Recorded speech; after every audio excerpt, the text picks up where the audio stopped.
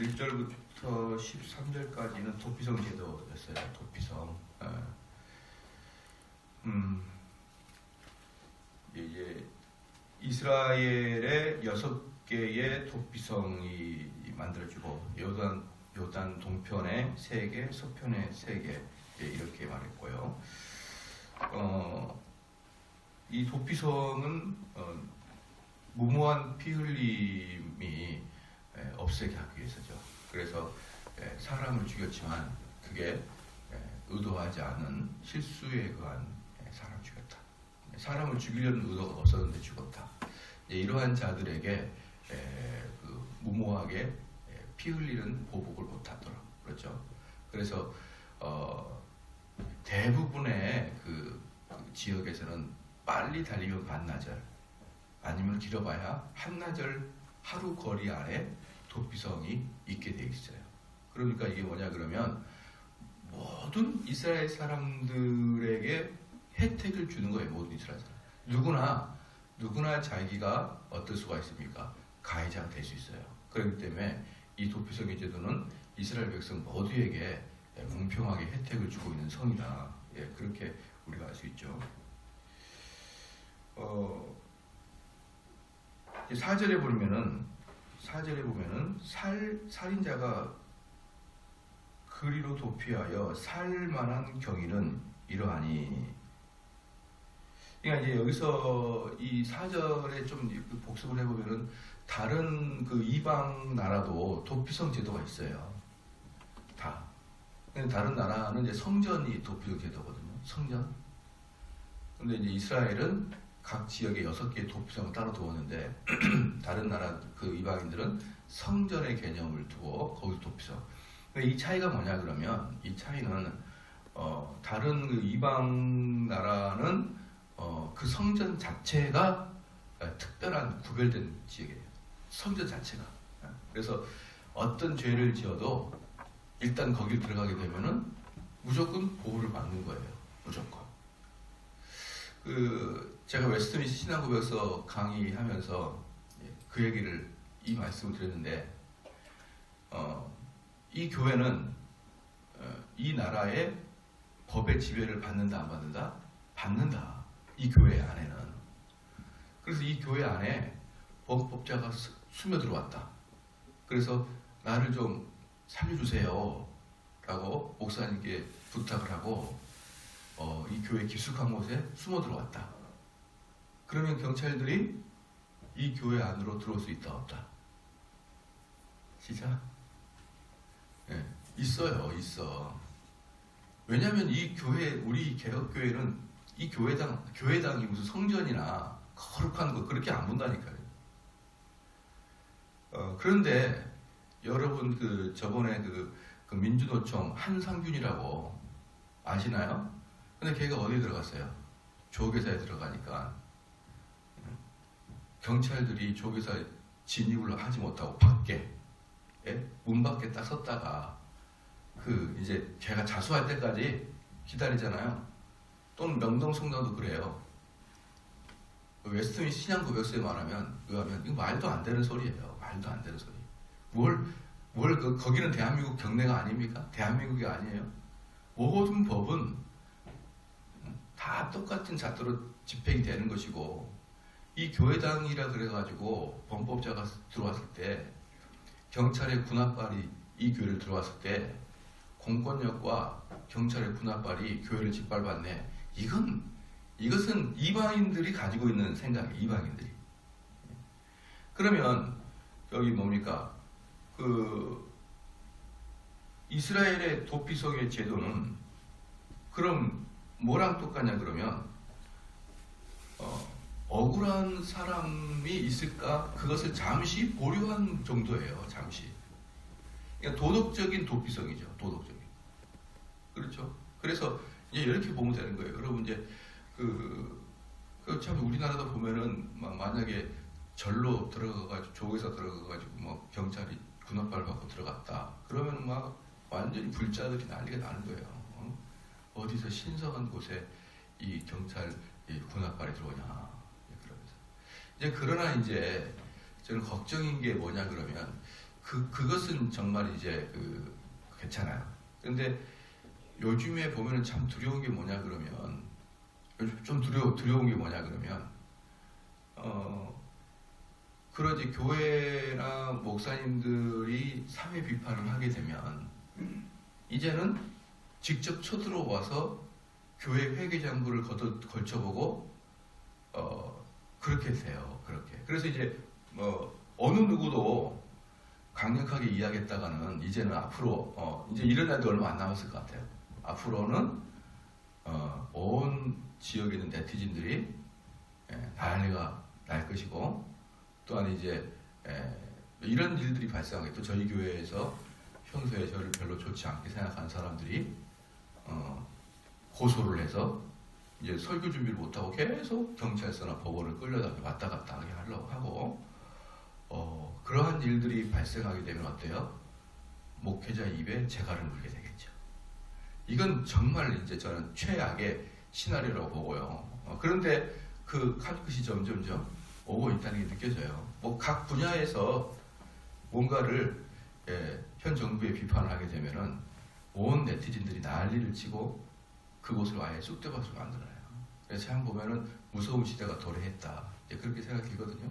이제 여러 가지 SNS에서 내 의견을 표출하는 것도 한계가 다가온 것 같다라는 생각이 들 정도로 무서워요. 그거야말로 종교의 자유를 침해하는 거예요. 종교의 자유를 침해. 여러분 그 종교와 정치의 분리 아시나요? 종교 분리라고 해요. 종교 분리. 정치와 종교는 분리인데 이게 그러면 이제 어떻게 하냐 그러면은 많은 교인들이 목사님들이 정치에 대한 이야기하게 되면은 아유 목사님 복음만 전하세요. 성경만 전하세요. 이제 이렇게 하거든요. 왜 정치에 관여합니까? 이런데 원래 정교 분립의 시작은 어디냐? 영국에서 청교도들이 미국으로 오잖아요. 그때 미국에 왔을 때 그 뭡니까? 엄청나게 종교 때문에 핍박을 받고 온 거 아니에요. 미국에 와서 딱 보니 이제 영국에서 핍박받은 장로교 청교도들이 다수를 차지하는 다수를 차지하고 카톨릭이나 침례교나 감리교는 소수예요. 특별히 이제 제세례파랑 그 다음에 이런 애들이 소수예요. 그러면 이제 얼마든지 그 정권을 잡은 청교도들이 정권을 잡았잖아요. 백인들이. 그러면은 의회에 들어올 때 또는 행정당국에 들어올 때는 장로교도만 들어와라 이렇게 말할 수 있잖아요. 이미 다수당이 됐으니까. 근데 그때 다수당이 어떻게 했냐면 이 사람들이 장로교도가 아니라는 이유로 그들을 핍박하거나 그들을 공직에서 배제하지 마라. 이게 정교분리예요. 그러니까 국가가 성도들, 일반 시민들을 보면서 그들의 종교 때문에 차별하지 마라. 이게 정교분립의 시작이에요. 원래. 근데 지금 어때요? 완전히 바뀌어가지고 교회가 국가를 이야기하는 것을 뭔가 자기의 범주에 벗어나는 것처럼 그 국가 목사가 할 국가에 대해 할 얘기가 아닌 것처럼 그렇게 이미 사회적 분위기를 합의를 본 것 같아요. 그래서 목회자가 정부나 정치에 대한 이야기를 하면은 괜히 신령한 목사가 아닌 것처럼 그러거든요. 근데 여러분 이거 큰일 납니다. 이건 이렇게 되면 큰일 나는 거예요. 어느 누가 그러더라고요. 이 세상에 정사와 권세를 가장 분명하게 볼 수 있는 자가 바른 복음 전하는 자 외에 누가 있냐 이거예요. 정사와 권세 잡은 자가 누구예요? 이 실권 잡은 자들이거든요. 그들을 바르게 분별할 수 있는 사람이 진리를 정확하게 가지고 있는 목회자가 아니면 누가 정확하게 분류할 수 있겠냐 말이에요. 그렇죠. 그런데 저도 철이 들고 보니까 어렸을 때 몰랐는데 철이 들고 보니까 목사들의 입에서 정치 이야기가 물론 그 전에 하도 속된 말로 무지한 판단을 했던 목사들이 많아요. 무지한 판단을 해가지고 뭐 다짜고짜 그냥 불을 지는 사람 많은데 이제 그것이 지나서 그런 것들을 근거로 해서 목사님 설교 단상에서 정치에 대한 색깔이 딱 표현되면은 성도들의 마음이 확 닫아버려요. 정교 분립의 원칙을 오해하고 있고 잘 모르고 있으면서 그것을 꼭 자기가 갖고 있는 게 정석이냐 그렇게 하거든요. 근데 원래 정교 분리는 어때요? 오히려 국가에서 교회를 관여하지 말라 이거예요. 국가는 교회 관여하지 말라. 뭐 교회 안에서 무슨 이야기를 하든지 국가는 관여하지 말라. 이게 정교 분리인데 이제는 교회에서 국가로 관여하지 말라. 이렇게 많이 바뀐 것 같죠. 그죠? 그게 바로 완전히 뒤바뀌어 버린 것입니다. 그래서 이제 보면은 결국은 뭐냐? 도피성의 제도는 그렇게 신성불가침한 제도가 아니고 너무 억울하지 않도록 중간에 한 텀을 씌워주라 이 말이에요. 한 텀을. 그래서 여기서 뭐라 했냐면요. 사절을 보면은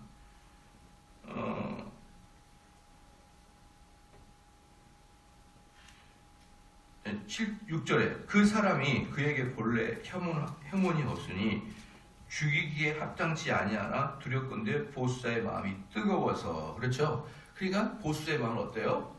뜨거움을 가라앉히는 역할을 일단 이 도피성이 하는 거예요.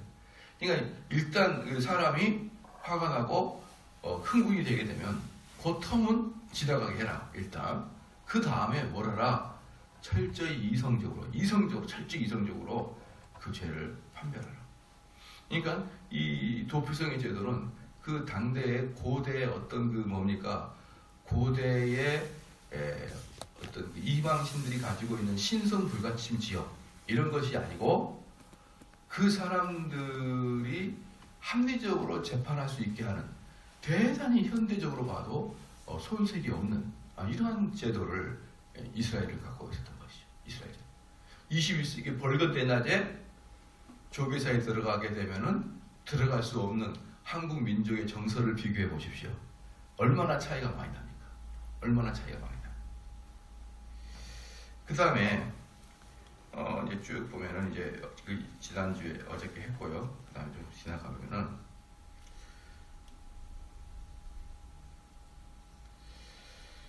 이제 12절에 보면은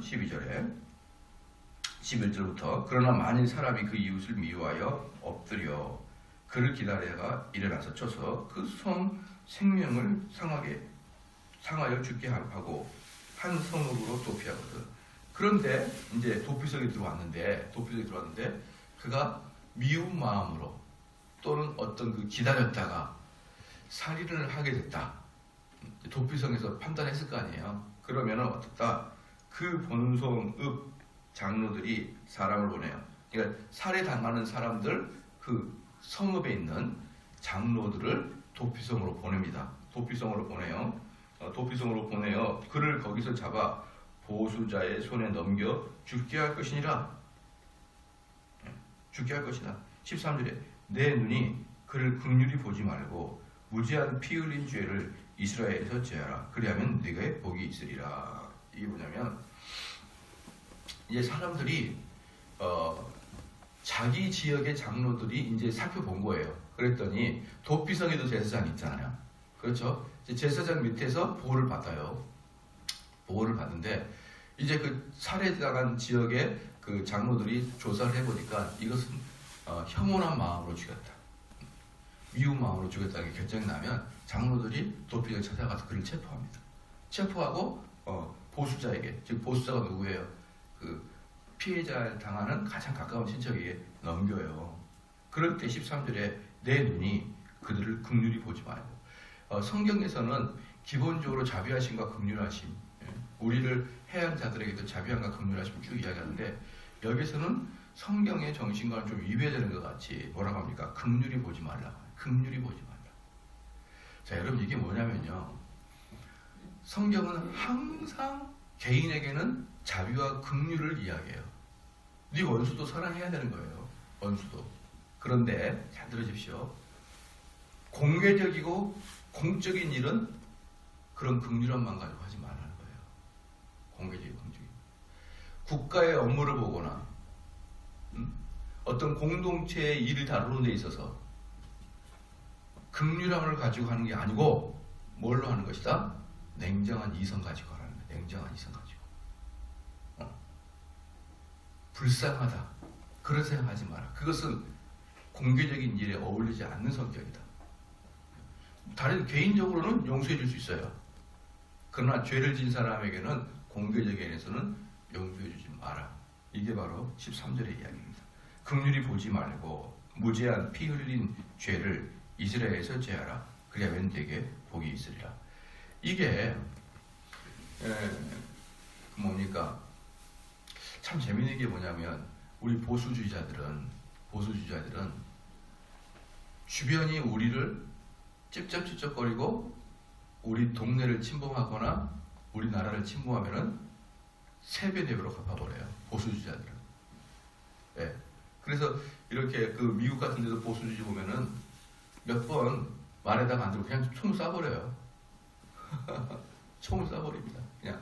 그래도 별로 문제가 안 돼요.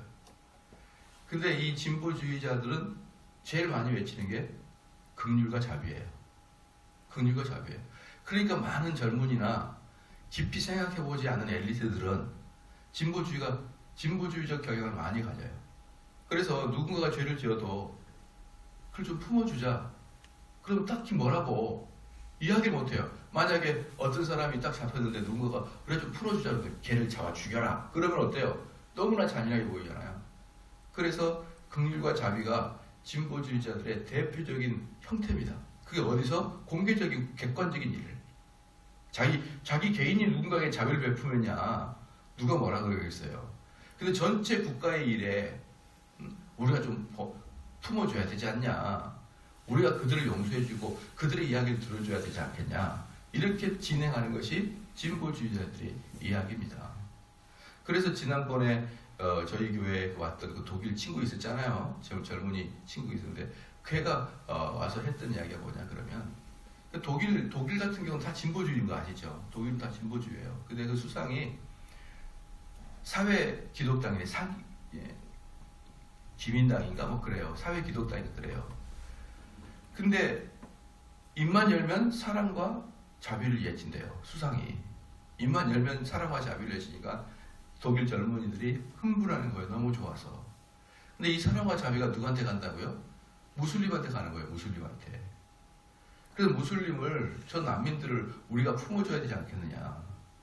우리가 품어줘야지 저 난민들 어떻게 사냐. 그래가지고 엄청나게 많이 밀려와서 이미 프랑스는 넘어갔고, 프랑스는 뭐 예전부터 그 사회공산당주의가 발달했으니까 프랑스 넘어갔고, 독일 같은 경우도 이슬람 애들이 확 잡아가지고 어마어마한 세력을 펼치고 있다. 그래도 이슬람 애들이 범죄를 저질러도 소수니까 용서해줘라. 사면해주고 사랑해주고 맨날 TV에 나서 그런다는 거예요. 그래서 오히려 독일민들이 못 살겠다. 그게 여러분 진보주의자들이 주로 외치는 사랑과 자비예요.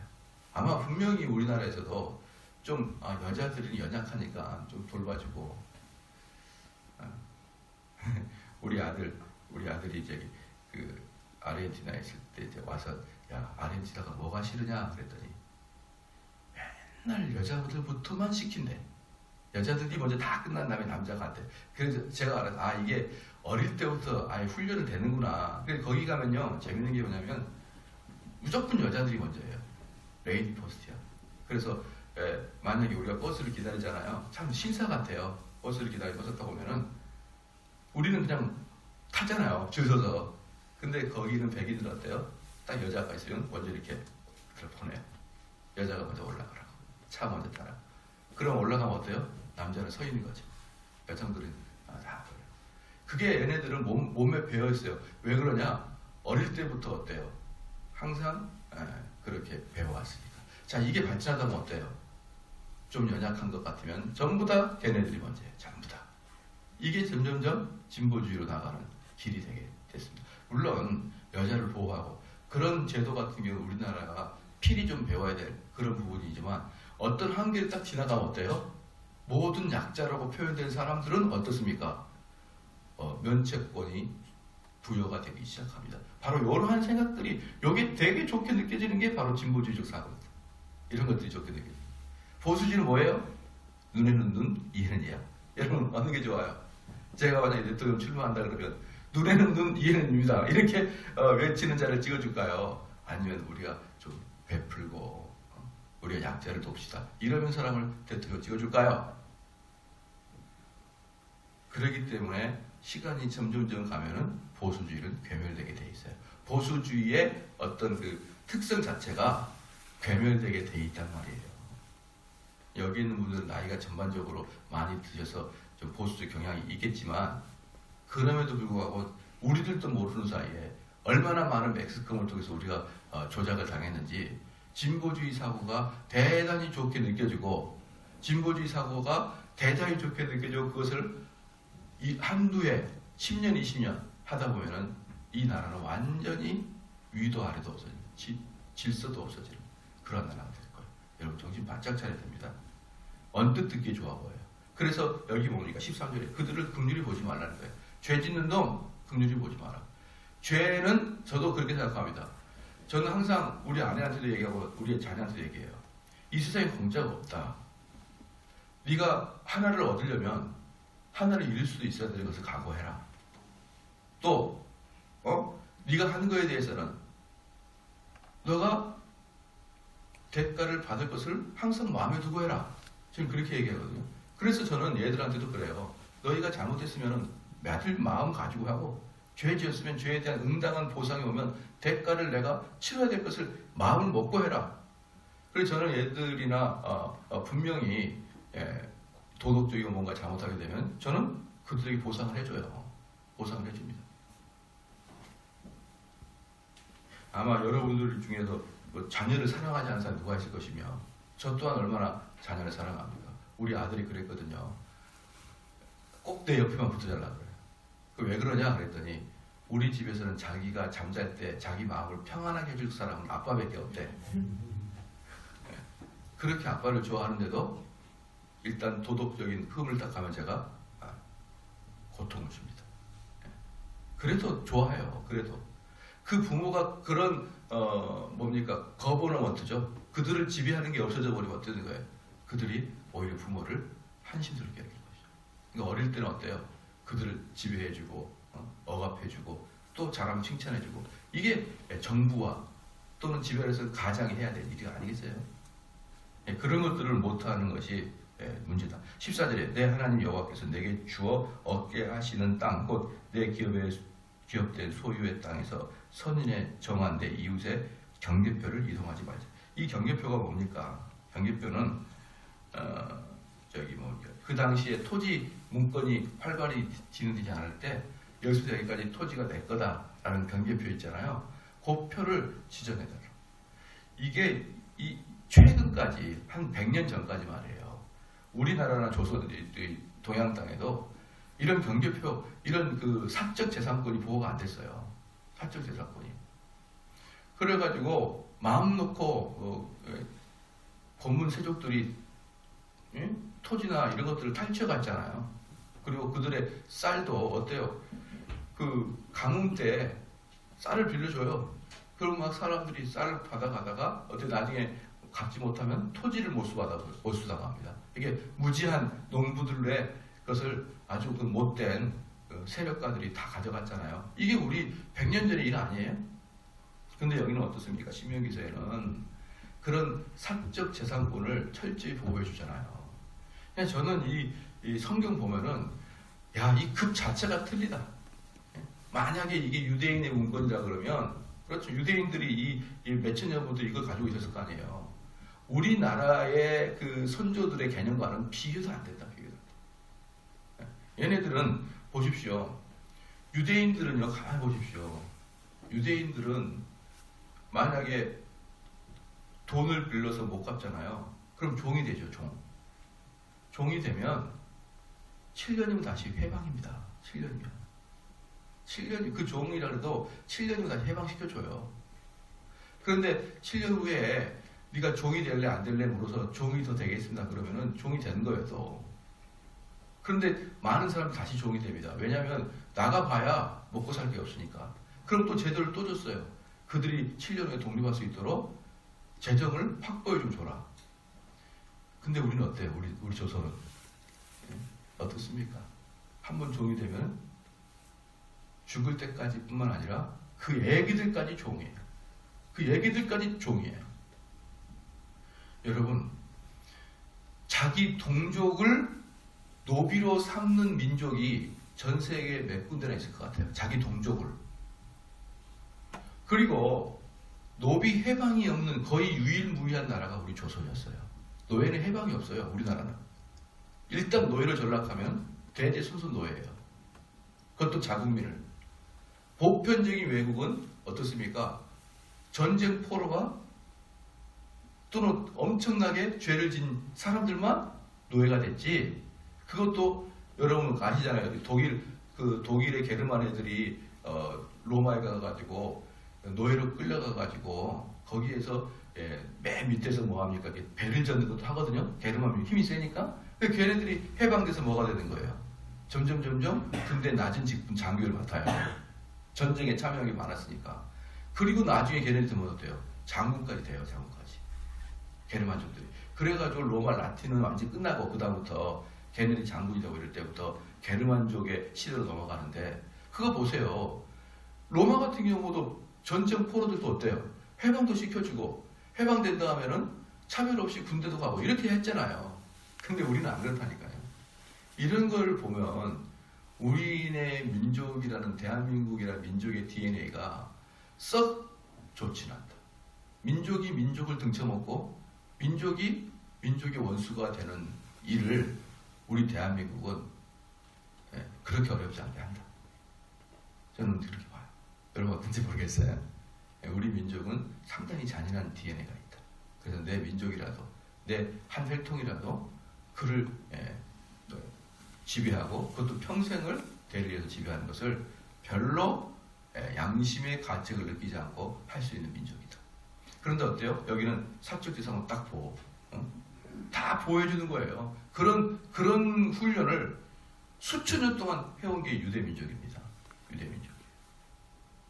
그리고 자, 그 다음에 15절에 사람이 아무 악에든지 무릇 범한 죄는 한 증인으로만 정할 것이 아니요. 이 증인이 뭐냐 그러면 내가 무슨 사건을 봤다 이것뿐만 아니라 그 다음에 이스라엘에서 말하는 증인은 뭐냐면 이 범법자를 처벌해 주세요라고 신고하는 자까지 증인이라고 표현하는 거예요.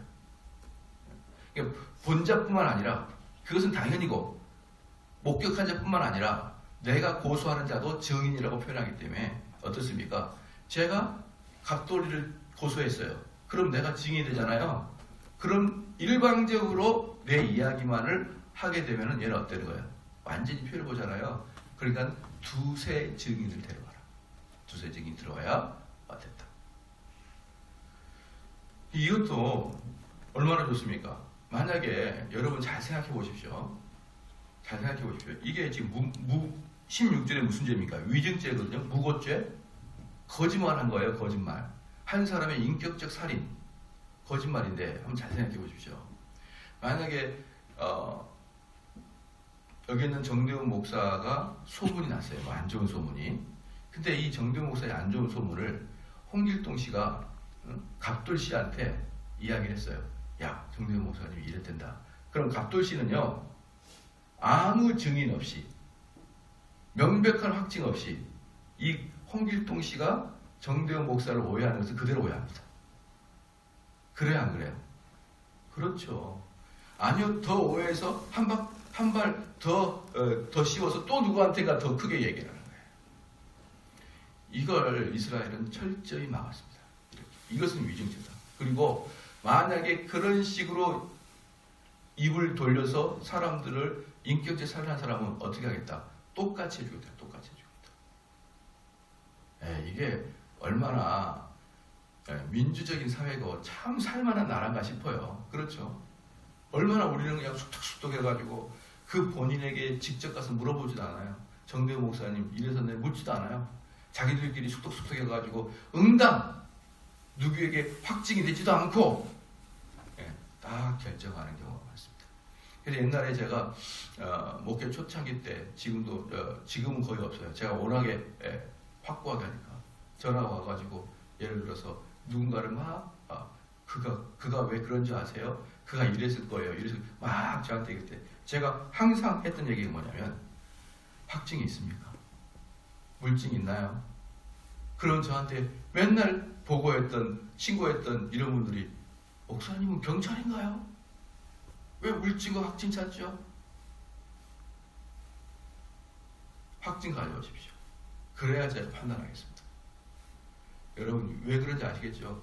저희 교회 초창기 아현동에서 삼성리로 이사 올 때 얼마나 많은 사람이 숙덕 교회가 그냥 숙덕 여기서 한 무대기 숙덕 저기서 한 무대기 숙덕 서로 숙덕 서로 라이벌 숙덕 서로 같은 팀 숙덕 이 숙덕 팀이 몇 팀이 아닌지 몰라요. 교회가 그냥 저는 그걸 보면서 아 이게 교회의 망조구나. 아무 은혜가 없는 거예요. 은혜가 없어요. 여러분 만약에 여러분이 다니는 교회가 우리 새벽 예배 나오시면 다른 교회 다니시니까 숙덕 거리는 교회 있으면 다니지 마세요. 그게 무슨 교회입니까? 거기 다니면서 무슨 은혜가 돼요? 서로 숙덕거리고 교회 안에서 한 형제여 자매여 말은 맨날 한 형제여 자매여 우리는 하나가 되며 그리스도 하나요. 그리스도 안에서 하나요. 성령도 하나요. 그렇게 하면서 숙덕하죠.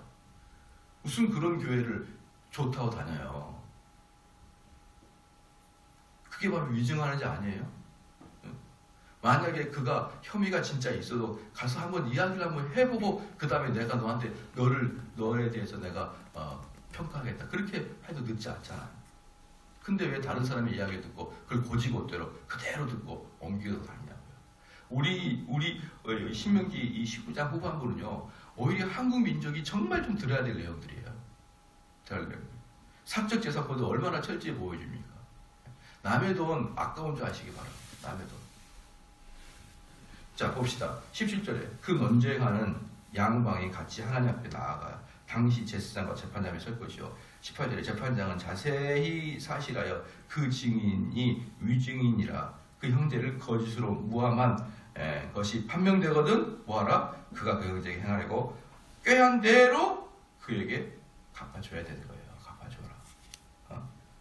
그 내가 위증을 해가지고 받아들이려고 했던 유익이 있잖아요. 그걸 반대로 너도 그대로 그 유익만큼 손해를 보라 이거예요. 그 유익만큼. 그런데 그렇게 하는 이유가 뭡니까? 그렇게 하는 이유가 뭐예요? 19절의 마지막에 너희 중에서 악을 제하라. 그러한 것들을 없애버리려고 하는 거예요. 그런 것들을. 20절에 그러하면 그 남은 자들이 듣고 두려워하여 이후부터는 이런 악을 너희 중에서 다시 행하지 않아. 그러니까 위증죄, 한 영혼을 죽일 수 있는 위증죄를 엄격히 다루고 있는 것을 볼 수가 있는 거예요. 왜냐 그러면 위증죄가 공동체를 파괴하는 가장 무서운 거니까. 그러니까 너 혼자 와가지고 제가 언젠가 말씀드렸죠. 만약에 두 당사자가 갈등이 생겼잖아요. 그럼 제가 며느리 이야기 들어보면 정말 시어머니가 나쁜 그 TV 나오는 악덕 시어머니 있잖아요. 또 며느리 이야기 들으면 그 시어머니 이야기 들으면 그 드라마에 나오는 그 악덕한 며느리 있잖아요. 둘이가 똑같이 그렇게 얘기해요. 그래서 제가 만약에 이분 것만 계속 들으면은 시어머니가 엄청 나쁘게 보일 거고 며느리만 들어보면은 시어머니 들으면 며느리가 엄청 나쁘게 들릴 거예요. 그래서 두 개 딱 들어보면은요. 딱 들어보면은 5분만 들으면 돼요. 그 다음부터는 더 이상 팩트 필요 없으니까 이야기하지 마라. 이야기할 필요 전혀 없다. 그래서 언젠가부터는 제가 상담할 때 어떤 습관이 생겼냐 그러면 상담하는 자의 이야기를 오랫동안 안 들어요. 뭐 뻔히 너 위주로 이야기하는 거니까. 오랫동안 들을 필요가 없습니다. 다 자기에 맞게, 자기에 유리하게, 상대는 불리하게 다 그렇게. 죄송합니다. 자녀들 둘이 앉혀놓고 이거 하지마! 이렇게 해가지고 둘이 싸웠어요. 엉엉 울고. 그래가지고 제가 재판장이 돼가지고 중간에 개입하죠. 왜 그랬냐? 그러면 제가 이렇게 말했죠. 이거 하지 마라. 이렇게 했다는 거예요. 이거 하지 마! 이제 이게 재판장 앞에 와서는 이거 하지 마라. 이렇게 했다는 거예요. 그런데 제가 화를 냈다는 거예요. 얘기들도 그래요. 얘들도. 같은 형제자매도 그럽니다. 그런데 피 한 방울 섞이지 않은 며느리가 시어머니를 좋게 이야기하겠어요? 시어머니가 며느리를 좋게 이야기하겠냐? 자기 위주로 평가하고 자기 위주로 이야기하죠. 그러니까 들을 필요 없는 거예요. 다 똑같아요. 그냥 팩트가 무슨 사건이 발생했구나 이것만 들으면 되지 이 이야기 들어보고 스스로 평가하지 말고 그렇게 하시기를 바랍니다. 그게 사실은 제가 부족하지만 그렇게 했었어요. 그래서 저희 교회는 현격하게 속덕거림이 사라졌어요. 제가 만약에 누군가 얘기해도 정말 그렇게 했구나. 제가 이렇게 반응했으면요. 아마 제가 그걸 막아내지 못했을 거예요. 근데 저는 두 가지 분명히 했거든요. 당신이 그렇게 이야기하는 거 증거 가져주십시오. 또 그 사람이 억울함으로 하소연을 하는데 내 얼굴에는 하나도 동의가 안 되거든요. 그냥 컴퓨터대로 앉아있거든요. 그러니까 제가 그 억울함을 저한테 덜 이야기하게 되는 거예요. 이러한 것들이 나중에 뭐가 발전하다 보니까 수뚝거림이 사라지게 된 결정적인 이유 중에 또 하나였거든요. 그래서 여러분들도 혹시 다른 사람의 이야기 들을 때 너무 감정이입을 하지 마십시오. 아주 냉철하게 삼자의 입장에서 듣고 그 사람의 문제들도 분명히 지적하고 더 이상 이야기하지 못하도록 그렇게 해야 됩니다. 자, 좀 볼게요. 그가 그 형제에게 20절 그러면 그 남은 자들이 듣고 두려워하여 이후부터는 이러한 악을 너희 중에서 다시 행하지 아니하리라. 내 눈이 긍휼히 보지 말라. 생명은 생명으로 눈은 눈으로 이는 이로 손은 손으로 발은 발로다. 여기서도 보면 뭡니까? 연재가 말씀드렸죠. 철저하게 냉정하게 이성적으로 하는. 이성적으로. 왜? 눈은 눈이요가 아니죠. 눈은 어떻게 합니까? 눈을 빼면 살인을 해버리죠. 그냥 내가 당하는 것에 대해서 플러스 알파로서 갚아주잖아요. 그건 금지다. 네가 당한 만큼 해줘라. 이게 사회적 원리고 도덕이다 이 말입니다. 그래서 이제 시간이 지나면서 이제 어떻게 변하냐면 눈은 눈이요, 이는 이다. 나중에 보니까 너무 사회적으로 비용이 많이 지불되는 거예요. 만약에 누군가가 내 눈을 뺐어요. 그럼 내가 그 사람 눈을 뺐어. 그럼 처음에 피해자인 나에게 어떤 유익이 옵니까? 마음만 시원하지 아무것도 안 왔잖아요. 그래서 다음에 뭘로 바뀔까요? 시작? 돈으로 바뀌는 거예요. 돈으로. 눈을 해야 했으면 그만큼의 돈을 갚아라. 그러면 어때요? 피해자에게 훨씬 유리하죠. 눈은 눈이요, 이는 이요, 그 피해 보수는 그 피요 라는 것은 첫 번째는 뭐냐? 그 진도 이상 넘어가지 마라. 감정적으로 일처리 하지 말고 딱 너가 당한 만큼만 대갚아주는 게 정의다. 그런데 이게 좀 더 지나면 어때요? 이제는 그렇게 해서 마음만 시원하지 사회적 부대 비용은 좋을 것도 없다. 그러니까 피해를 받으면 물질적으로 보상을 받고 끝내라. 이제 이렇게 그게 이제 정의가 된 거예요. 그래서 여러분들 오늘 이 말씀을 쭉 보시면서 얼마나 우리가 감정적으로 휩싸이면 안 되냐. 우리가 이 세상을 살아가는데 얼마나 냉철하게 봐야 되느냐. 이것을 우리는 좀 분명히 좀 알아야 될 것 같아요. 기도하시겠습니다. 하나님 아버지 참으로 감사합니다. 하나님께서 정말 저희들이 어떠한 마음으로 이 세상을 살아가야 되는지를 구약의 율법을 통해서 배우게 하여 주심을 감사합니다. 정말 우리의 마음속에 일어나는 정의로움과 불일듯 일어나는 이러한 그 마음들이 사실은 감정과 결합하게 되면 얼마나 큰 파장을 일으키고 얼마나 큰 사회에 혼란을 일으키는지 보게 하여 주심을 감사합니다. 더욱더 냉정하게, 더욱더 옳고 그름을, 더욱더 내가 받은 피해와 내가 받은 그런 이익을 분별하여 그 이상 넘어가지 아니하도록 우리의 마음을 가다듬게 하여 주시옵소서. 우리는 흔히 우리의 감정의 개입을 통하여 상대를 완전히 짓밟고 멸시해버리려고 하는 그런 마음의 충동이 있지만 그럼에도 불구하고 그들도 여전히 하나님의 사람인 것을 기억하게 하여 주시옵고 정말 더 이상 큰 범위에 넘어가지 아니하고 서로 간의 합의를 통하여 문제가 잘 해결될 수 있는 그러한 지혜로운 자가 되게 하여 주시옵소서. 감사드리며 예수님의 이름으로 기도합니다. 아멘.